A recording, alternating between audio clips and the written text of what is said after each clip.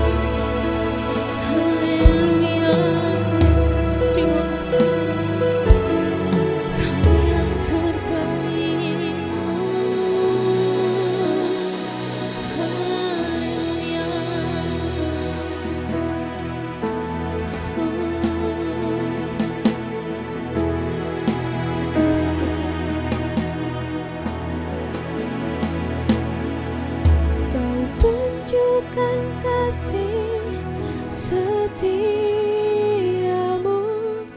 kau menyediakan yang ku perlu.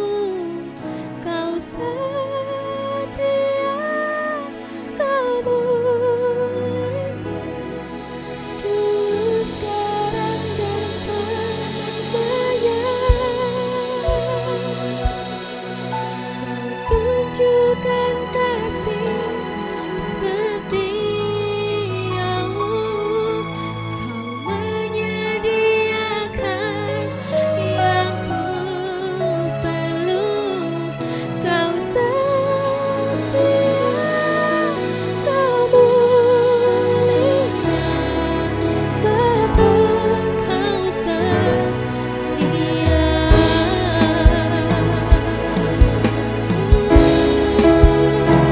Kau setia Tuhan.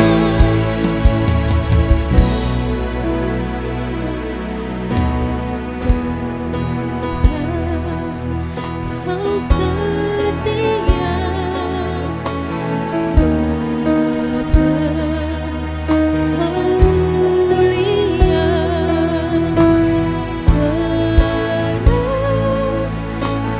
jiwaku, aman bersamamu.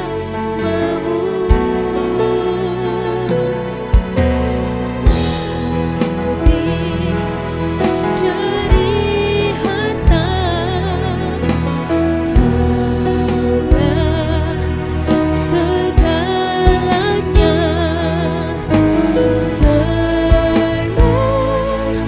Tenanglah jiwaku dalam hadirat-Mu. Kau tunjukkan kasih setiamu,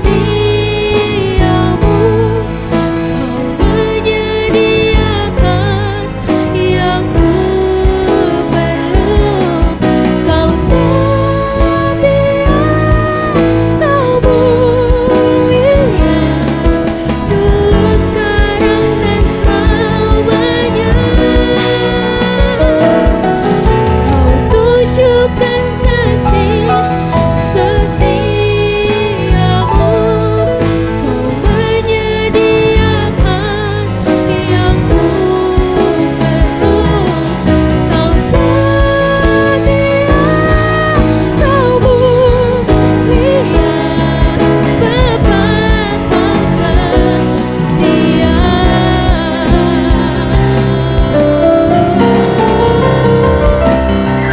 Kau tunjukkan kasih setiamu, kau menyediakan yang ku perlu. Kau setia, kau mulia, dulu sekarang dan selamanya. Kau tunjukkan kasih setiamu, kau menyediakan yang ku perlu. Kau setia, kau mulia, Bapa, kau setia.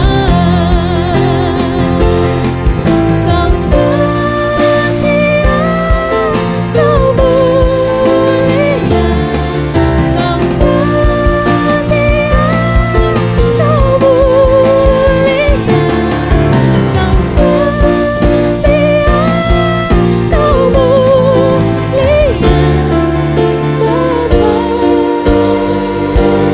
kau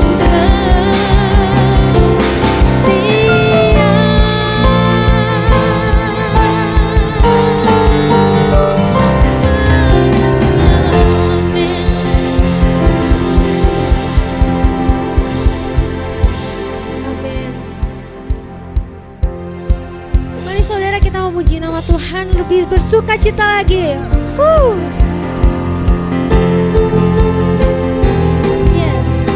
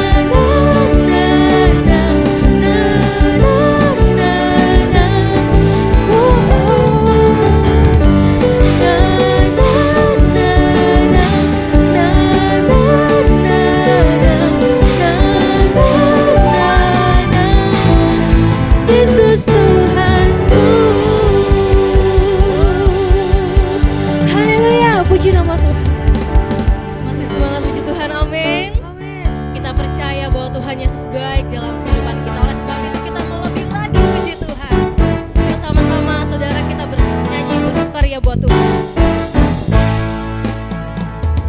Masuk gerbangnya bersyukur dengan penuh pujian, bersuka di hadiratnya, nyanyi besarkan agung namanya, puji dia tiuplah sangkakala, musik dan tarian, semua makhluk di bumi di surga dengan senang hati naikkan pujian, sebab Tuhan baik, sebab Tuhan baik, amin, sebab Tuhan baik, anugerahnya kekal selamanya, sebab Tuhan baik, sebab Tuhan baik, sebab Tuhan baik, anugerahnya kekal selamanya. Sama-sama nyatakan, Yesus Kristus Allah Tuhanku, pencipta segalanya, datang sujud di hadapan. Mari sama-sama angkat tanganmu, naikkan pujian, puji dia tiuplah sangkakala, musik dan tarian, semua makhluk di bumi di surga dengan senang hati naikkan pujian, sebab Tuhan baik, sebab Tuhan baik,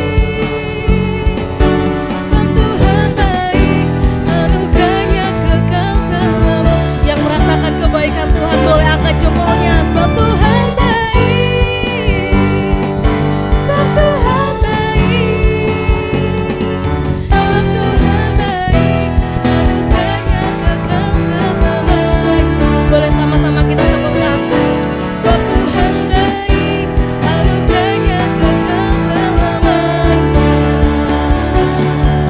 sebab Tuhan baik, sebab Tuhan baik, amin, sebab Tuhan baik, anugerahnya kekal untuk selamanya. Mari sama-sama lebih lagi nyatakan, sebab Tuhan baik, sebab Tuhan baik, sebab Tuhan baik, anugerahnya kekal selamanya.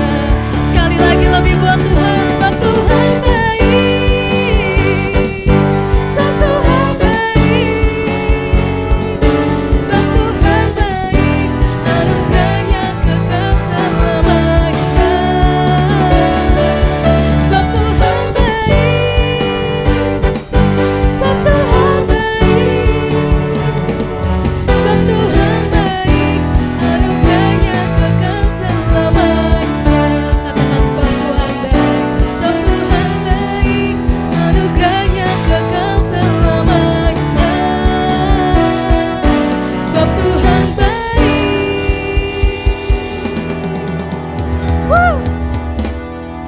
anugerahnya kekal selamanya.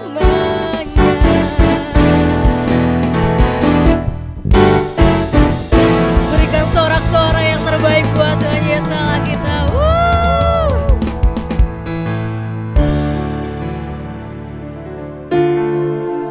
Mari kita siapkan hati kita untuk masuk dalam firman Tuhan. Lebih lagi kita mau sembah Tuhan Yesus Allah kita yang hidup.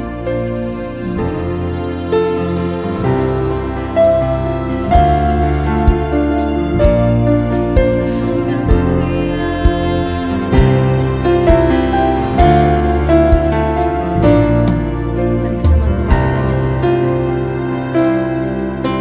sekalipun ku berjalan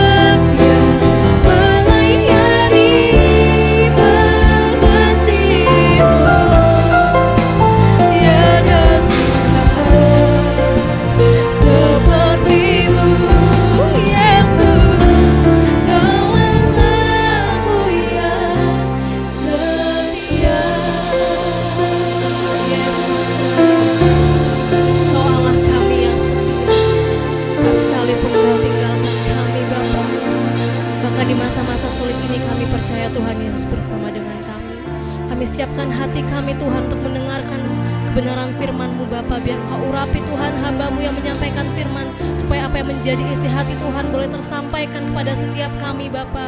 Kami mohon kerendahan hati Tuhan bagi setiap kami, supaya semua benih firman Tuhan yang boleh disampaikan Tuhan bisa menjadi rema bagi kehidupan kami. Terima kasih Tuhan Yesus, kami bersyukur buat hadirat-Mu. Kami mulai firman Tuhan dalam hari ini dan bersyukur. Haleluya. Amin. Shalom semuanya. Tuhan Yesus berkata dalam Yohanes 14 ayat 12, Aku berkata kepadamu, sesungguhnya barang siapa percaya kepadaku, ia akan melakukan juga pekerjaan-pekerjaan yang aku lakukan. Bahkan pekerjaan-pekerjaan yang lebih besar daripada itu. Sebab aku pergi kepada Bapa. Di sini Tuhan Yesus berkata bahwa kalau kita percaya kepada Tuhan Yesus, maka setelah Tuhan Yesus naik ke sorga, kita akan melakukan pekerjaan-pekerjaan yang dilakukan oleh Tuhan Yesus. Bahkan pekerjaan-pekerjaan yang lebih besar. Pada waktu Tuhan Yesus berada di bumi ini, Tuhan Yesus melayani di Yerusalem, di Yudea, dan di Samaria. Tetapi setelah Tuhan Yesus naik ke sorga, kita yang percaya bahkan akan melayani sampai ke ujung-ujung bumi. Jumlah mujizat yang dilakukan oleh kita yang percaya jauh lebih banyak dibandingkan dengan yang dilakukan oleh Tuhan Yesus pada waktu itu. Hal ini berarti setelah Tuhan Yesus berada di sorga, Tuhan Yesus menyediakan pengurapan dan berkat double portion kepada kita yang percaya. Double portion bukan hanya berarti 2 kali lipat, tetapi juga berarti berlipat-lipat kali ganda. Amin. Ada berapa banyak di antara saudara yang mau menerima berkat atau pengurapan double portion? Boleh angkat tangan saudara. C.D. Jacobs bernubuat bahwa Pentakosta tahun 2020 tidak sama dengan Pentakosta sebelumnya. Dikatakan bahwa kita sedang memasuki Pentakosta dari Pentakosta, yaitu Pentakosta yang ketiga, di mana ini adalah pencurahan Roh Kudus yang terbesar dan yang terakhir sebelum Tuhan Yesus datang kembali. Untuk itulah Tuhan Yesus memperlengkapi kita dengan pengurapan double portion. Setelah Roh Kudus dicurahkan pada waktu Pentakosta yang pertama, maka salah satu tanda yang terjadi pada waktu itu adalah perubahan paradigma dalam pelayanan. Selama ini, pengertian dari murid-murid Tuhan Yesus adalah bahwa keselamatan hanya untuk orang Yahudi saja. Tetapi dengan adanya peristiwa Cornelius yang bukan orang Yahudi bertobat, dipenuhi dengan Roh Kudus, berbahasa roh, dan menerima baptisan air, maka dengan perdebatan yang cukup panjang, akhirnya dengan kesaksian Petrus, para rasul dan seluruh orang percaya di Yudea dapat menerima bahwa keselamatan bukan hanya untuk orang Yahudi saja, tetapi untuk semua bangsa, termasuk bangsa Indonesia. Dan ini pasti akan menyebabkan perubahan paradigma dalam cara penginjilannya. Demikian pula hal ini terjadi dalam era Pentakosta ketiga ini. Yang jelas dengan adanya pandemi COVID-19 akan terjadi perubahan paradigma dalam pelayanan untuk terjadinya penuaian jiwa yang terbesar dan yang terakhir. Hal yang pertama adalah yang tadinya kita ibadah secara offline, sekarang berubah menjadi ibadah secara online. Tadinya kita beribadah di gedung gereja, kita bersekutu bersama-sama, bisa berjabatan tangan, saling berpelukan, menyatakan kasih kita, melakukan penumpangan tangan. Sekarang sudah tidak bisa lagi. Kita memasuki new normal. Ibadah offline digantikan menjadi ibadah secara online. Terus terang, saya tidak mengerti sepenuhnya dengan adanya perubahan ini. Tapi Tuhan menyuruh saya untuk melakukan seperti apa yang terdapat dalam Yeremia 33 ayat 3. Berserulah kepadaku, maka aku akan menjawab engkau dan memberitahukan kepadamu hal-hal yang besar dan yang tidak terpahami, yakni hal-hal yang tidak kau ketahui. Itulah yang saya lakukan hari-hari ini.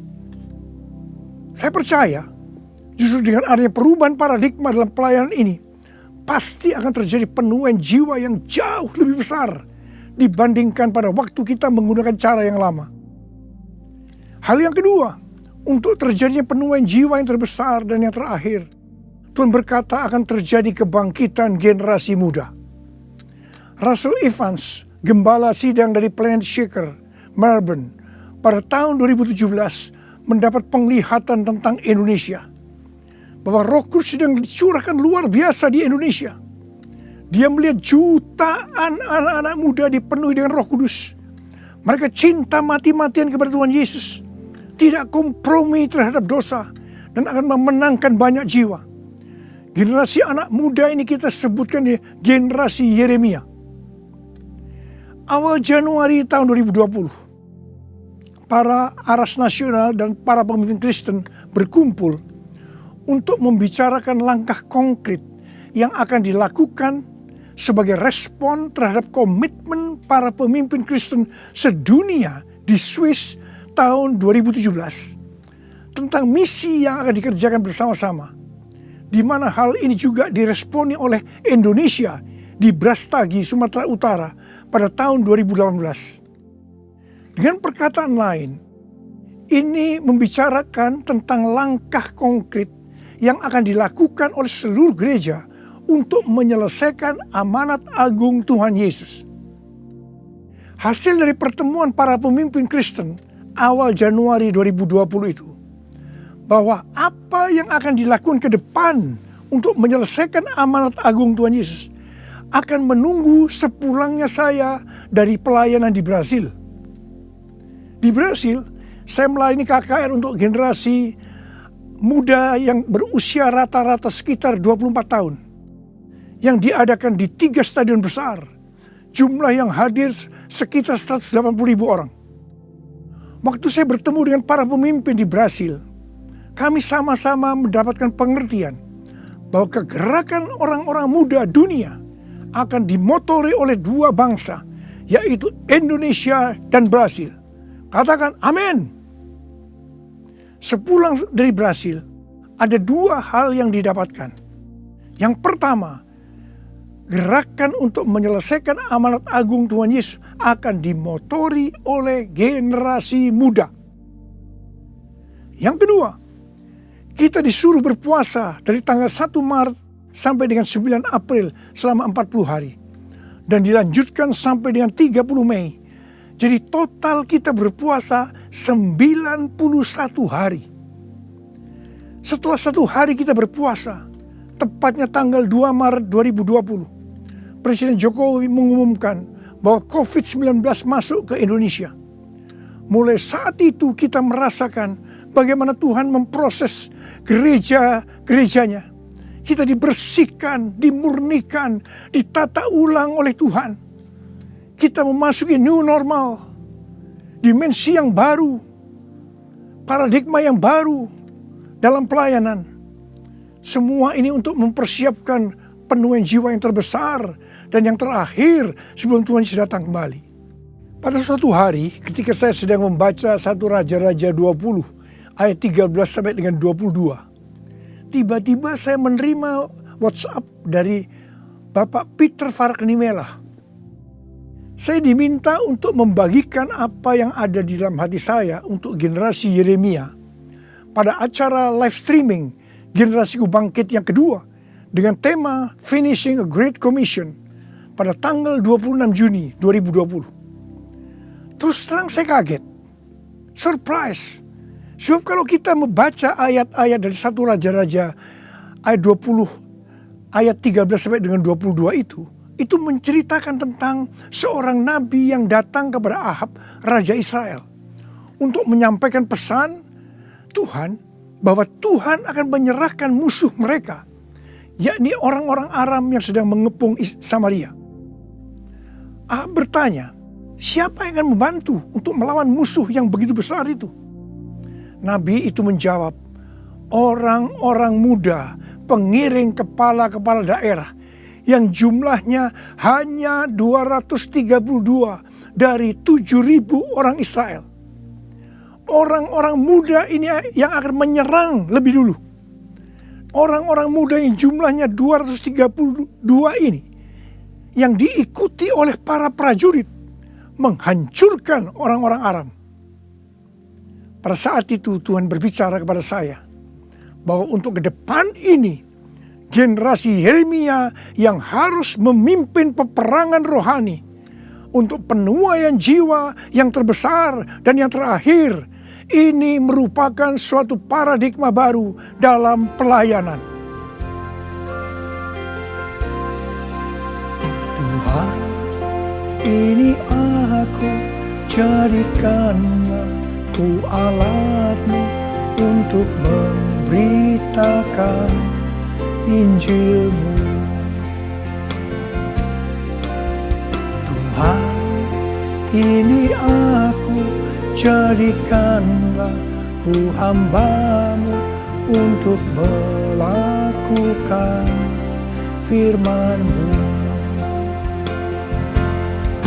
Penuhi hidupku dengan Roh-Mu, agar ku jadi saksi-Mu. Pakailah hidupku dan urapilah untuk kemuliaan nama-Mu, untuk kemuliaan nama-Mu, untuk kemuliaan nama-Mu. Menteri Agama memberikan pengarahan dalam pembukaan kembali ibadah secara offline bahwa anak-anak, lansia, dan orang yang memiliki penyakit bawaan yang berisiko tinggi terhadap COVID-19 dilarang beribadah di gereja. Saya percaya ini bukan suatu kebetulan, tetapi Tuhan sedang berbicara harus ada pergantian generasi. Tuhan seolah-olah memaksa agar generasi lansia mendelegasikan atau menyerahkan tugas mereka kepada generasi muda. Ini merupakan perubahan paradigma dalam pelayanan. Elisa adalah nabi muda yang mewakili generasi muda yang akan dipakai Tuhan untuk tugas yang lebih besar. Pada waktu itu Elia disuruh oleh Tuhan mengurapi Elisa untuk menjadi nabi menggantikan dia. Pertama, Elia melemparkan jubahnya kepada Elisa. Ini berbicara tentang memberikan otoritas menjadi seorang nabi. Yang kedua, Elisa menjadi pelayan Elia. Elia juga menjadi bapak rohani yang mementor Elisa. Elisa sangat setia kepada nabi atasannya, sehingga Elisa dikenal sebagai yang dahulu melayani Elia. Yang ketiga, Elisa terus mengikuti Elia kemanapun dia pergi. Elia ke Gilgal, Betel, Yeriho, Sungai Yordan. Elisa terus mengikuti meskipun dilarang oleh Elia. Waktu menyeberang Sungai Yordan, Elia berkata kepada Elisa, "Mintalah apa yang hendak kulakukan kepadamu sebelum aku terangkat daripadamu." Jawab Elisa, "Biar aku mendapat 2 bagian dari rohmu." Elia berkata, "Yang kau minta ini adalah sukar. Tetapi jika engkau dapat melihat aku terangkat daripadamu, akan terjadilah kepadamu seperti yang demikian. Dan jika tidak, tidak akan terjadi." Ternyata Tuhan mengabulkan permintaan Elisa. Dia melihat waktu Elia diangkat, Elisa mendapat 2 bagian dari roh Elia, double portion. Arti daripada 2 bagian roh Elia atau double portion adalah, yang pertama, Elisa sebagai anak rohani yang sulung dari Elia menerima warisan 2 kali lebih banyak dibandingkan dari anak-anak rohani lainnya.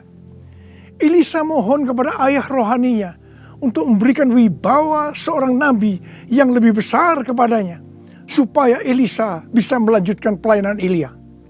Yang kedua, dalam hal mujizat, Elia melakukan mujizat sebanyak 7 kali, sedangkan Elisa melakukan 14 kali, di mana 1 kali setelah Elisa meninggal, tulang-tulangnya bisa membangkitkan orang yang mati.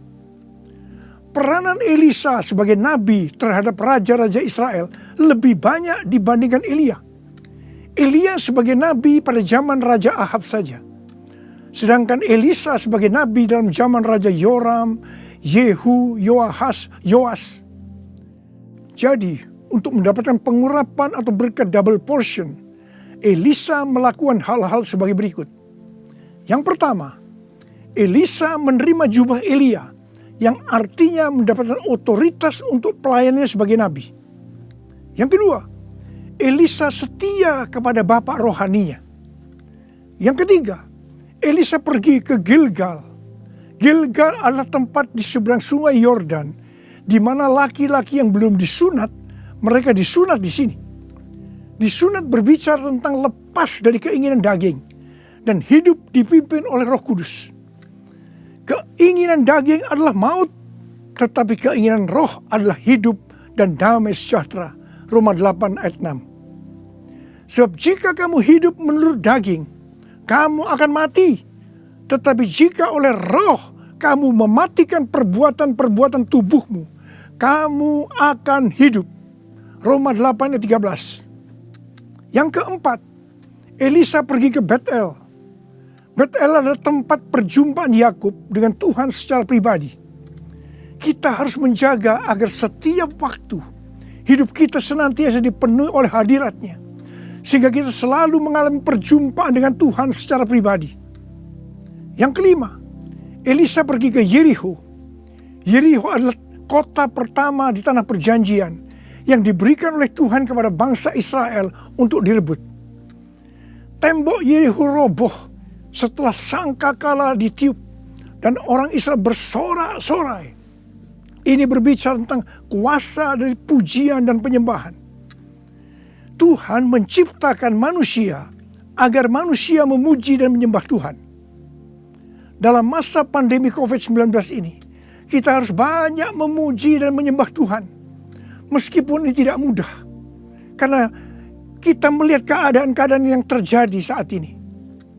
Kita harus melakukan seperti apa yang Daud lakukan dalam Mazmur 103 ayat 1 dan 2. Di mana Daud berkata, "Pujilah Tuhan, hai jiwaku. Pujilah namanya yang kudus, hai segenap batinku. Pujilah Tuhan, hai jiwaku. Dan janganlah lupakan segala kebaikannya." Memang kita kadang-kadang harus memaksa jiwa kita untuk memuji Tuhan dengan selalu mengingat kebaikan Tuhan. Mungkin ada di antara saudara yang mengalami ketakutan, kebingungan, depresi, terdampak krisis ekonomi, sakit karena COVID-19. Mari kita selalu mengingat kebaikan Tuhan. Saya mau katakan sesuatu kepada saudara. Apapun yang terjadi dalam hidup saudara, apapun yang masalah saudara hadapi, saudara harus tahu satu hal, bahwa Tuhan Yesus itu baik. Dia sangat-sangat mengasihi saudara. Mengucap syukurlah dalam segala hal, enak maupun tidak enak. Sebab inilah yang dikehendaki Allah dalam Kristus Yesus bagi kita.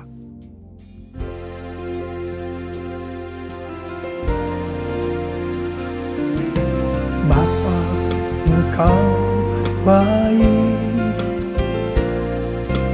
Bapa, Engkau baik. Kau selalu baik kepadaku. Apa ku cinta Kau. Aku memujimu. Aku menyembahmu. Ku nyanyi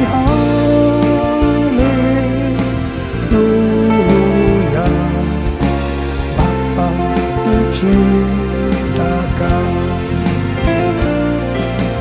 Apa ku cinta Kau. Apa ku cinta Kau. Yang keenam, Elisa pergi ke sungai Yordan. Sungai Yordan adalah tempat di mana mujizat dialami oleh Naaman yang sembuh dari penyakit kustanya. kunci kesembuhannya adalah kerendahan hati, yaitu dengan bersedia membenamkan diri 7 kali dalam sungai Yordan. Sungai Yordan adalah tempat di mana Tuhan Yesus dibaptis. Roh Kudus dalam bentuk burung merpati turun atas Tuhan Yesus. Terdengar suara dari sorga, "Inilah anakku yang kukasihi, kepadanya lah aku berkenan." Sungai Yordan adalah tempat di mana kemuliaan Tuhan dinyatakan. Sungai Yordan menjadi kering ketika kaki para imam yang mengangkat tabut Allah masuk ke dalam air. Kemuliaan Tuhan ini terjadi karena mereka percaya dan melakukan kehendak Tuhan meskipun tidak masuk akal. Sekali lagi, saya mau bertanya kepada saudara, ada berapa banyak yang mau menerima pengurapan dan berkat double portion? Angkat tangan saudara. Ada 8 hal yang harus kita lakukan kalau mau mendapatkan pengurapan atau berkat double portion. Yang pertama, menerima tugas yang diberikan oleh Tuhan dengan sukacita. Yang kedua, setia kepada atasan kita, pembimbing rohani kita, bapak rohani kita. Yang ketiga, melepaskan keinginan daging dan hidup dipimpin oleh Roh Kudus. Yang keempat, usahakanlah setiap waktu kita dipenuhi dengan hadirat-Nya, agar kita senantiasa mengalami perjumpaan dengan Tuhan secara pribadi. Yang kelima, dalam segala situasi kita harus banyak berdoa, memuji dan menyembah Tuhan. Yang keenam, hidup dengan kerendahan hati. Yang ketujuh, hidup menjadi orang yang dikasihi dan berkenan kepada Tuhan. Yang kedelapan, percaya akan segala perintah Tuhan meskipun tidak masuk akal.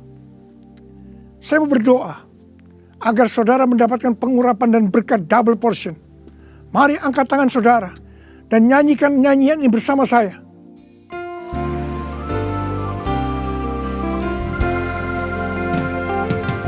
Anointing fall on me. Anointing fall on me. Let the power of the Holy Spirit fall on me. Anointing fall on me. Anointing fall on me. Anointing fall on me. Let the power of the Holy Spirit fall on me. Anointing fall on me. Anointing fall on me. Anointing fall on me. Angkat tangan saudara. Angkat tangan saudara, mari kita angkat tangan saudara. Urala bala bala bala bala bala bala. Urala bala bala bala. Uria berbahasa roh, berbahasa roh. Urala bala bala bala bala bala. Urala bala bala bala bala bala bala bala. Urala bala bala. Tuhan curahkan pengurapan-Mu. Pengurapan double portion. Pengurapan double portion. Berkat double portion. Terima, terima, terima, terima, terima, terima. Urala basikala bala, terima, terima, terima.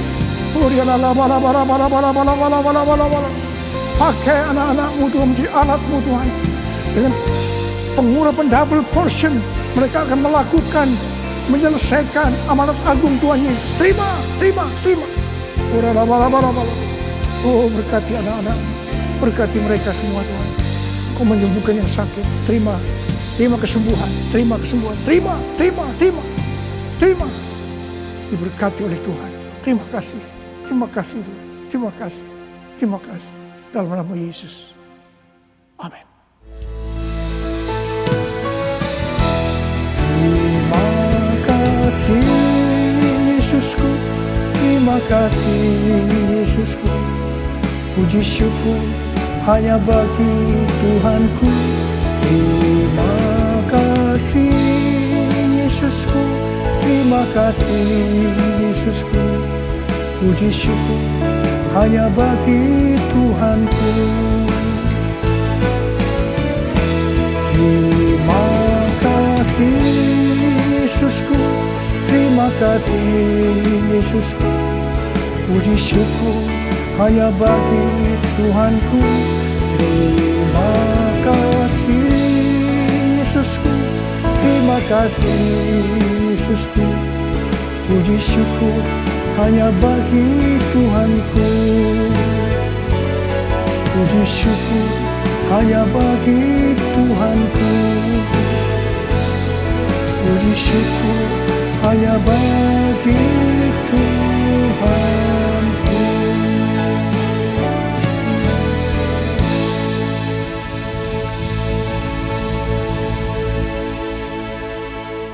Pulanglah dengan berkat Tuhan. Kasih karunia berlimpah-limpah daripada Allah Bapa dalam Anak yang tunggal, Yesus Kristus. Persekutuan yang manis dengan Roh Kudus menyertai saudara sekalian mulai hari ini sampai Tuhan Yesus datang menjemput kita di awan-awan dan bahkan sampai selama-lamanya. Yang percaya bersama-sama katakan amin.